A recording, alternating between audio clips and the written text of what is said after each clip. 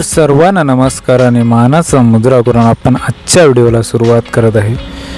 तर आजचा व्हिडिओमध्ये तुम्हाला पाहायला मिळेल की जे सुके बोंबील असतात त्या सुक्या बोंबलांचा रस्सा कसा बनवायचा. अगदी सोप्या सिंपल आणि कमी वेळामध्ये बनणारा जो बोंबलाचा रस्सा आहे ना, त्याची एकदम सोपी पद्धत आजच्या व्हिडिओमध्ये तुम्हाला पाहायला मिळेल.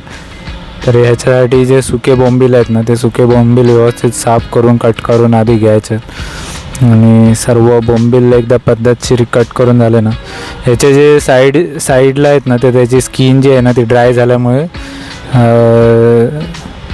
ती जी स्किन आहे ना ती खाताना बरोबर लागत नाही. तर त्याच्यामुळे तुम्ही साफ करताना तेव्हा ती बाजूची जी स्किन आहे ना ती स्किन पण व्यवस्थित कट करून घ्यायचे. त्यानंतर बोंबील जे आहेत ते स्वच्छ धुवून घ्यायचे आणि सर्व बोंबील स्वच्छ धुवून झाले ना की गरम पाणी आहे ना, तर एकदम कडकडीत चांगलं गरम पाणी असेल ना, त्या गरम पाण्यामध्ये टाकून ठेवायचे. थोडं एक 15-20 मिनटं असे उंबळत ठेवायचे, जेणेकरून जे बोंबील जे आहेत ते सॉफ्ट होतील. तर आपल्या लास्ट व्हिडिओमध्ये तुम्ही पाहिलं असेल की आम्ही शिवडीच्या मार्केटमध्ये गेलो होतो, तर तिकडूनच आम्ही बोंबील आणले होते. तर टेस्ट बघूया कशी आहे म्हणून ते बोंबलाचा आज रस्सा बनवणार होतो. तर इकडे रस्स्यासाठी 2 छोटे कांदे घेतलेत, त्याच्यानंतर 1 टोमॅटो, 2 मिरच्या आणि थोडी कोथिंबीर घेतले. तर कांदा आणि टोमॅटो आहेत ना ते एकदम बारीक करून घ्यायचे. आणि आजचा जो रस्सा आहे ना तो जास्त काही मसाले वगैरे वापरणार नाहीत, तर नुसता कांदा टोमॅटोमध्ये आणि जो तिखट मसाला आहे कांदा लसूण मसाला, तर याच्यामध्येच बनवणार आहे. आणि याच्यामध्ये एक ॲडिशनल म्हणून आगरी कोळी मसाला जो आहे ना तो यावेळेला ट्राय करणार आहे. हे खूप साऱ्या व्हिडिओमध्ये पाहिलं होतं की जे बोटीवरचं जेवण वगैरे कोळी बांधव जे बनवतात ना, तर नुसतं ते आगरी कोळी मसाला आहे ना तर त्या मसाल्यामध्ये बनवतात. तर बोललो बघूया नक्की ट्राय करून मसाल्याची टेस्ट कशी आहे. तर म्हणून आजचा जो बोंबलाचा रस्सा आहे ना तो खास करून या आगरी कोळी मसाल्यामध्ये बनवणार आहे. तर पाहूया कशी टेस्ट येते याला. तर कांदा टोमॅटो आहे ना पद्धतशीर एकदम बारीक करून घ्यायचं, जेणेकरून शिजायला जो आहे तो शिजायला एकदम इझी पडेल. आणि जी मिरची आहे ना ती मिरची एकदम बारीक न कट करता थोडी जाडसर कट करायची आणि मधून चिरायची, जेणेकरून त्याचा जो काय बोलतो ना की मिरचीचा जो झणका आहे ना, चटका जो आहे तो चांगला लागेल, पूर्ण जेवणामध्ये उतरेल. तर इकडे तेलामध्ये कांदा टोमॅटो आहे तो चांगला परतून घ्यायचा आणि पूर्ण असं तो विरघळलेला असं दिसला पाहिजे. कांदा जो आहे तो पूर्ण कांदा जो आहे तो ब्राऊन कलर कांद्यामध्ये उतरला पाहिजे आणि टोमॅटो आहे तो पूर्ण असं पिघळला पाहिजे. तर इकडे आहे ना आपण आलं लसूणचं आहे ना तो ठेचून घेणार आहे, मिक्सरला न लावता इथेच खलबत्त्यामध्ये चांगल्या प्रकारे त्याला बारीक करून घ्यायचं आहे.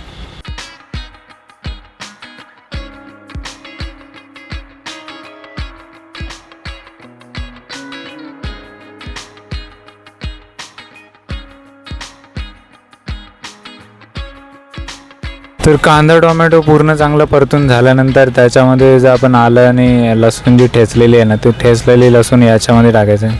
तर आलं आणि लसूण याच्यामध्ये टाकलं ना की याचा जो लसणीचा जो फ्लेवर आहे ना तो फ्लेवर मस्त आहे की या बोंबलाच्या रस्स्यामध्ये उतरतो. कारण नॉनव्हेज जेवण जे आहे ना तर ऑलमोस्ट सगळ्या जेवणामध्ये आलं लसूणची पेस्ट जी आहे ना ती पूर्ण जो खाण्याचा जो आनंद आहे ना तो पूर्ण फ्लेवरच पूर्ण चेंज करून टाकते.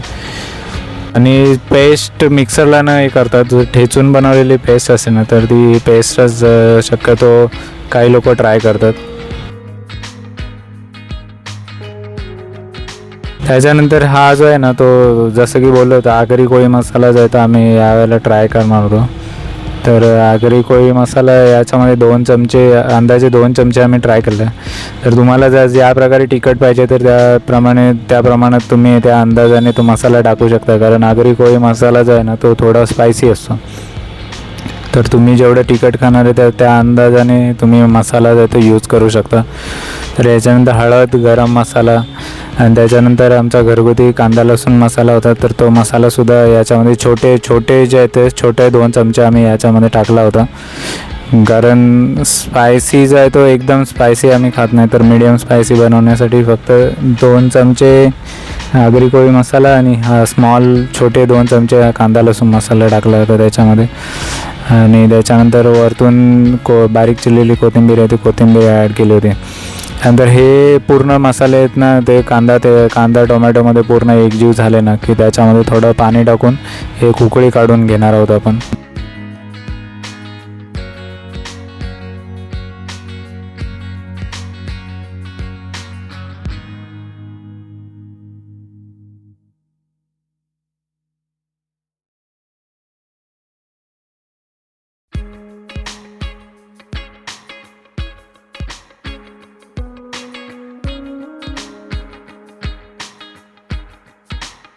तर शक्यतो हे जे मसाले आणि कांदा टोमॅटो जे परतवण्याची प्रक्रिया ना ती मंद आचेवरतीच करा, कारण मी जेव्हा ट्राय केलं होतं तेव्हा मीडियम फ्लेमवरती होता आणि त्याच्यामध्ये जो कांदा टोमॅटो त्याच्यामध्ये मसाला टाकल्यानंतर ना तो हळूहळू त्या जी कढई आहे त्या कढईला लागायला लागला होता. तर ह्या ग्रेव्हीमध्ये ना वरतून मी धना पावडर टाकलेले, कारण त्याच्यामुळे जो कोथिंबीरचा जो फ्लेवर आहे ना तो पूर्ण फ्लेवर जो आहे तो याच्यामध्ये एक वेगळाच लागतो.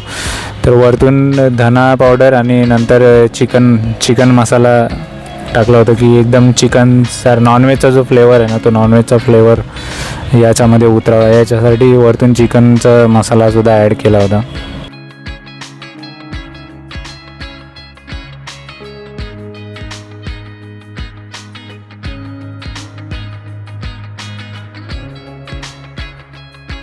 तर साधारणतः एक चांगली उकळी आली ना की त्याच्यानंतर याच्यामध्ये कोकम ॲड करायचं आहे, जेणेकरून आंबटपणा जो आहे ना तो आंबटपणा येईल. कारण नॉनव्हेज असेल ना मोस्टली मच्छी वगैरे असेल, सुकी मच्छी किंवा ओली मच्छी असेल ना तर त्याच्यामध्ये आंबटपणा येण्यासाठी काही जण आमसूल टाकतात, कोकम टाकतात, काही जण चिंच टाकतात.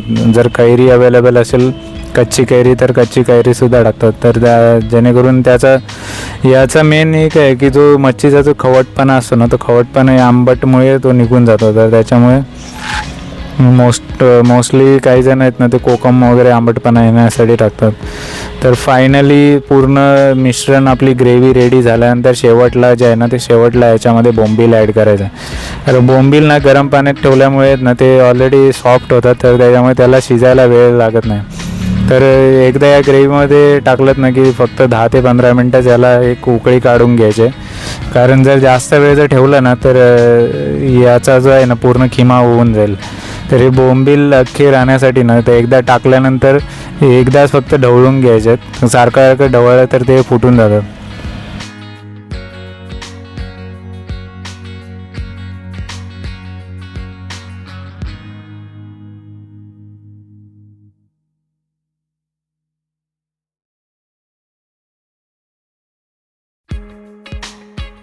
तर इकडे ना फायनल उकळी यायला चालू झाली होती. तर पूर्ण जी ग्रेव्ही आहे ना ती घट्ट वाटायला लागली, म्हणून थोडंसं पाणी ॲड करून एकदा चमचा. तर फायनली इकडे आपला बोंबलाचा जो रस्सा आहे, सुक्या बोंबलाचा रस्सा, तो फायनली इकडे रेडी झाला होता. तर जसा थिकनेस पाहिजे, जर तुम्ही भातावरती जर घेणार असाल तर त्याप्रमाणे हा जो रस्सा आहे ना तो तुम्ही पातळ ठेवू शकता. तर इकडे जो मला जो आहे ना तो आम्ही फक्त भाकरीसोबत खाणार होतो, त्यामुळे जास्त काही पातळ हा रस्सा बनवला नव्हता, थोडा घट्टच ठेवला होता. तर फायनली आपला बोंबलाचा रस्सा रेडी झाला आहे. तर हा बोंबलाचा रस्स्याचा व्हिडिओ कसा वाटला ते नक्की सांगा. तर व्हिडिओ शेवटपर्यंत पाहिल्याबद्दल तुम्हा सर्वांचे मनापासून आभार. पुन्हा भेटूया अशाच नवीन व्हिडिओमध्ये. तोपर्यंत काळजी घ्या स्वतःची आणि इतरांची सुद्धा. धन्यवाद.